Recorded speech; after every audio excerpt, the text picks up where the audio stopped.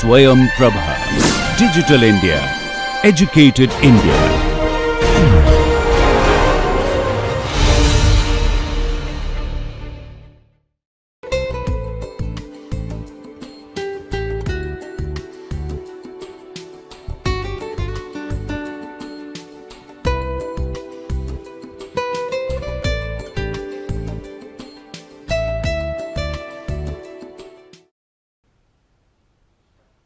Hello friends, in the last session we talked about non-verbal communication. We started off with that, and there I promised you that we will be talking about facial expressions in this session, and we will be looking at the concept of deceit, which is online right now, and many of you are probably doing it. So what I would like to quickly share with you is that this is what we are trying to cover. I will just introduce different aspects of facial expressions to you, talk about basic emotions, then give you a test to find out how good you are at deciphering emotions in faces, and then we will look at the references quickly, and hopefully you will be able to know a little bit more about how faces communicate emotions. Now you see that the face probably is the most important source of information about emotions. Emotions are communicated through gestures, as you could very well see in the gestures of Captain Haddock or Tintin, but face was very significantly a component of the communication of those emotions. Although through just gestures you can communicate emotions, but facial expressions are capable of expressing a wide range of emotions, and a wide range of expressions which are not necessarily emotions. For instance, when you want to say that I do not know, you very often make a gesture as well as a facial expression together, which looks something like this. Now this facial expression is not an emotion, so you need to differentiate between emotions and this is a facial emblem, because it is substituting for a distinctive meaning in a socio-cultural context. It is not a direct expression. However, let us keep it in mind that the face has the maximum number of muscles that we can control. It also has a certain number of muscles which we cannot control. The reason for telling this to you is because when we can control the muscles, we are able to manipulate the emotions which are being displayed on our faces. But when we cannot control some of the emotions, some of the muscles, then in spite of our not intending to do so, we are giving away some of the emotions, or if we are trying to enact certain emotions, we are failing to do so. Theorists and researchers tell us that human beings are capable of making and identifying more than 1,000 facial expressions. Now it might sound a little outlandish to you, but if we let us assume that there are 6 or 7 basic facial emotions which we will deal with, and if we allot to them different degrees of intensity, let us say intensity difference of 5 degrees, then here itself you have 35 different emotions. Now with this, just add that sometimes emotions are not pure, emotions are mixed. Let us say combination of happiness and surprise, combination of happiness and calm, combination of sadness and disgust, sadness and anger. Now you combine them and give them intensity, you have maybe another 100 expressions. So this statement that we are able to display and identify 1,000 emotions, 1,000 expressions, different expressions, is not really unrealistic. However, I would say that in most social spaces we would be able to discern very easily between 200 to 300 different facial emotions, and then of course there are other expressions. But as I indicated in the slide earlier, we tend to disguise our emotions very often. So that is something which we need to keep in our minds. That is something which we are going to discuss today in slightly greater detail than in the earlier class where we dealt with gestures. Now points to remember, this is very important. Emotions can be masked, disguised or enacted. Now in a social space, as I told you in the earlier class, we need to tell lies. For instance, you have a guest and you are getting bored because he is overstaying his duration over there in your house, and you can't tell him to leave. So you are giving artificial smiles, you are trying to show interest in whatever he is telling. Now, these are examples of white lies. White lies are innocent lies which we continuously keep on telling, showing, displaying in various ways in a social space, because that is expected of us. So that we do not look rude. For instance, my, let us say 12-year-old daughter comes to me and asks me whether her painting is looking nice or not. Now, even if it is not a nice painting, I will say that it is a good painting, it is a nice painting, I give a word of appreciation. Now, what I judge this painting to be is immaterial, but it is important to encourage this person. Now, if I ask this question whether truth is being told or falsehood, then it is very difficult to answer this question. Okay. This is another example of white lies. Now, Ekman has developed, Paul Ekman, I have referred to him earlier, developed a facial action coding system which classifies different kinds of emotions and the different muscular movements. We will use a little bit of that in order to understand how people use different muscles or different parts of the face to communicate emotions. We will also discuss the concept of micro expressions, which are expressions which emerge for a very short period of time and very often carry genuine emotions. We will also talk about something which is known as squelched expressions, which are expressions which are suppressed even before they can appear. Now, you see that I have already discussed this in the earlier section. Research tells us that facial emotions, till Paul Ekman pointed it out, are considered to be socially driven. Okay. There were certain theorists who felt that all our expressions of emotions, including facial emotions, are socially driven, socially generated. But it was Paul Ekman who found, by studying certain videos of communities who had no touch with civilization for a very long time, that certain facial expressions are universal, in the sense that they are available in almost all the countries, and when somebody is not watching you, these are the expressions you give.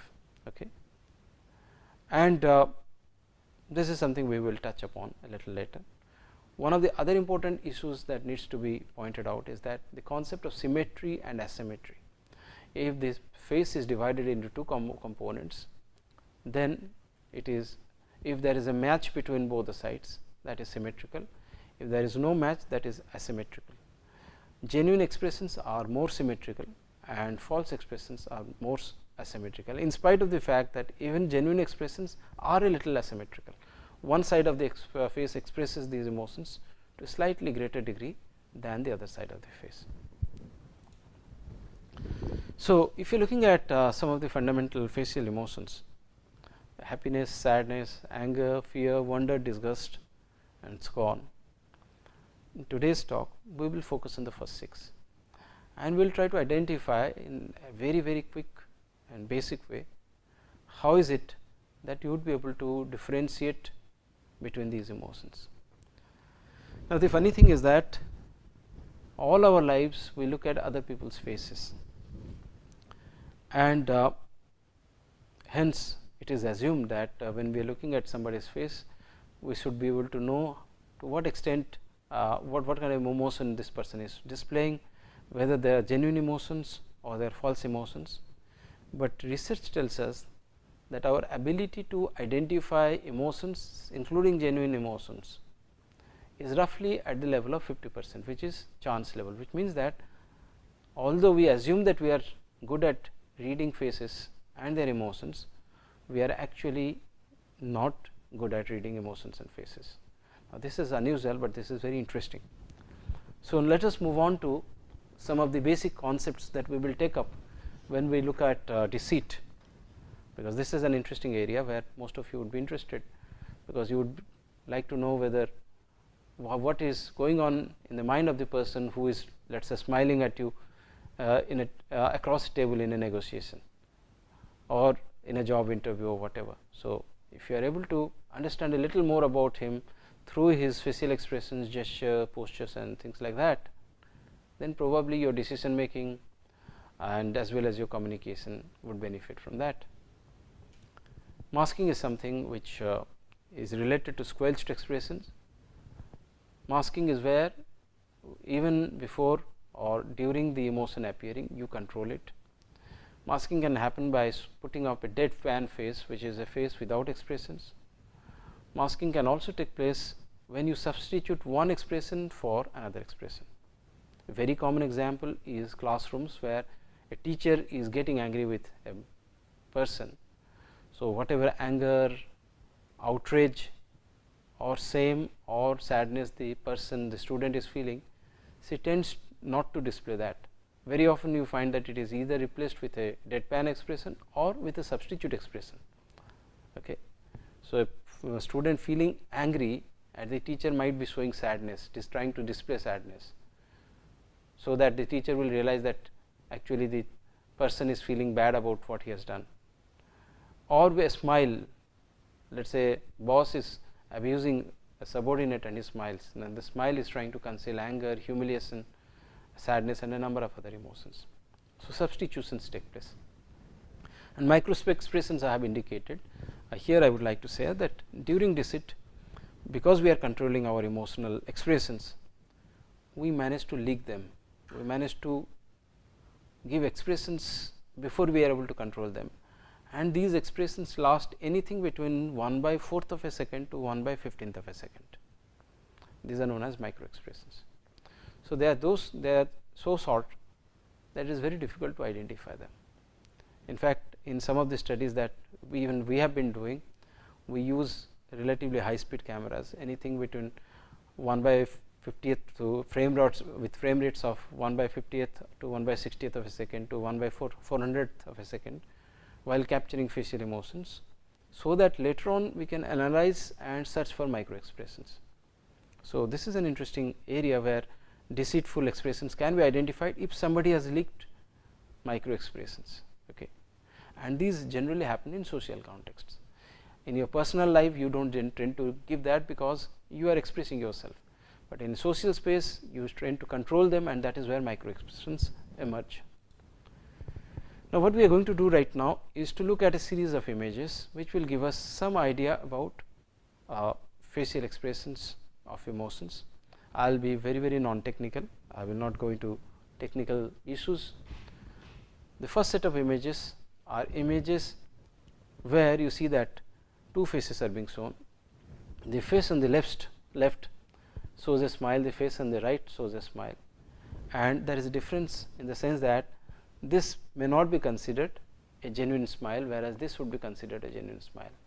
What basically happens is that when we genuinely smile, we not only manage to pull up the muscles which are around our cheeks, we also manage to pull up muscles which are around our eyes, and hence there is a tightening of the eyes, there is sometimes a wrinkle around the eyes when we are smiling, and generally genuine smiles can be identified by just looking at the eyes.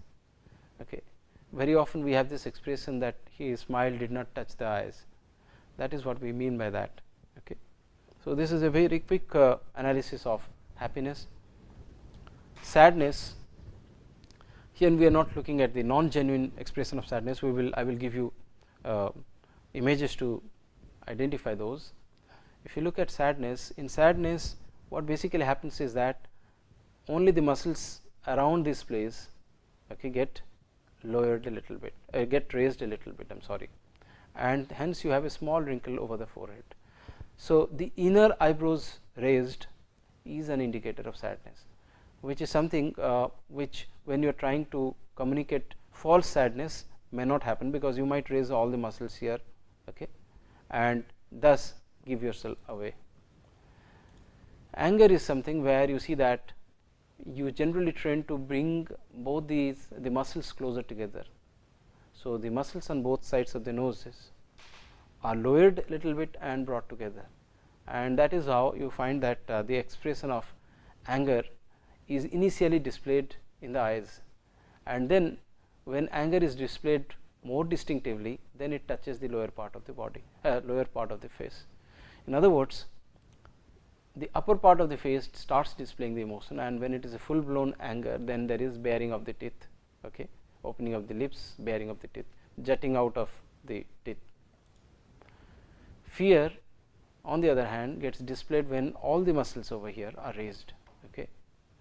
However, the inner eyebrows more or less maintain their position, and the muscles over here are raised, the eyes are widened, the pupils dilate, and initially again fear gets reflected in the upper part of the face, and then when it is intensified with open mouth, it gets displayed in the lower part of the face.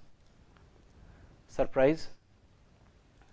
Surprise is an emotion which is very easy to copy or easy to emulate without actually feeling surprised, but the timing issue is very important, because you see that surprise is a very short lived expression. It appears and is immediately replaced by something else. The moment you show surprise, after that you might say show horror, you might show happiness, you might show anger. So, it is a very quick response, and timing this response becomes very important when you are showing surprise. So, when you are showing surprise, if the timing is not right, you know that it is not a genuine surprise. Somebody shows surprise more quickly, or the response is a little delayed, you know that it is not genuine surprise. And the intensity increases around the lips, mouth wide open, when surprise is very intense. Disgust is on the other hand an emotion which starts in the lower part of the face, okay, around the noses, wrinkling of the nose, and then the wrinkling of the muscles around the lips, and then when it is intensified, then you find that it gets reflected in the upper part between the eyes, which are wrinkled. Okay. Disgust is again an emotion which is difficult to identify, differentiate between genuine and false disgust, or I would say it is difficult, it is easy to emulate, and again there are definitely certain ways of finding out whether it is genuine or not based on the timing that you have. Now, what we have done so far is we have looked at a set of emotions. Now, what I am asking you to do is to look at our database of emotions which we elicited at certain point of time, and to guess if you are able to try to identify the emotions. Are you able to guess these emotions or not? Okay. So, here is the first one. What is the emotion getting communicated over here? Are you able to guess it? I will give you a minute, I will give you a few seconds, and then I will give you the answer. It is sadness which is getting reflected, and it is getting reflected over here if you look at it very carefully. But as I told you, in actual practice, learning how somebody is communicating emotions is difficult. I will talk about it a little later. So, this is an emotion which is very easily identifiable, false or true, in this case genuine. This is happiness. Again, what is the emotion getting communicated? Are you able to get it? It is fear. Okay. Again, you see that open eyes, raised eyebrows.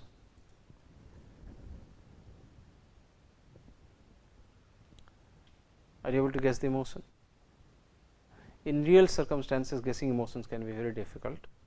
This is surprise.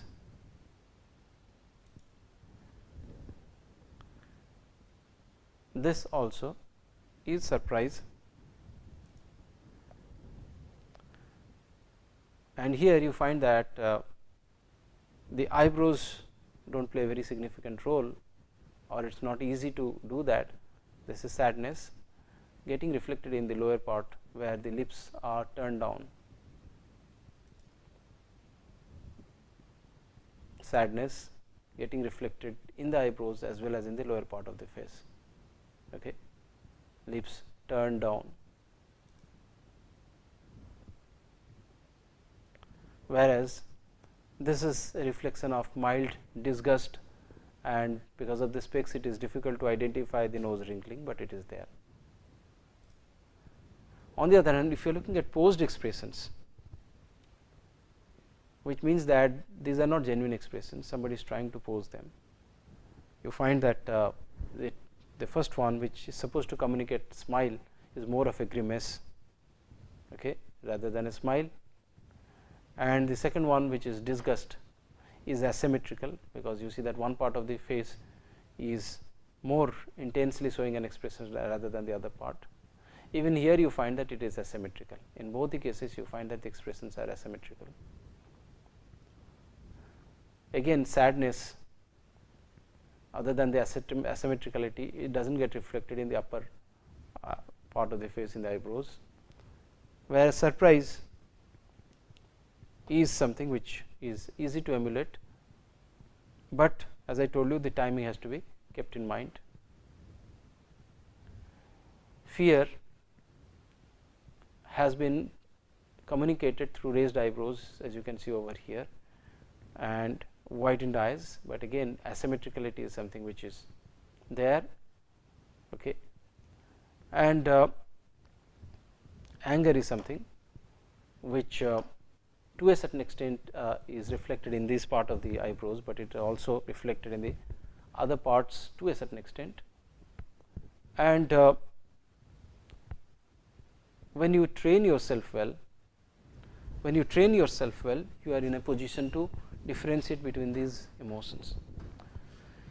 Now, the reason I am talking about training is because once you start working with facial action coding systems, you are supposed to train yourself with certain training manuals, where you have to decipher micro expressions which are shown to you for 1/15th of a second.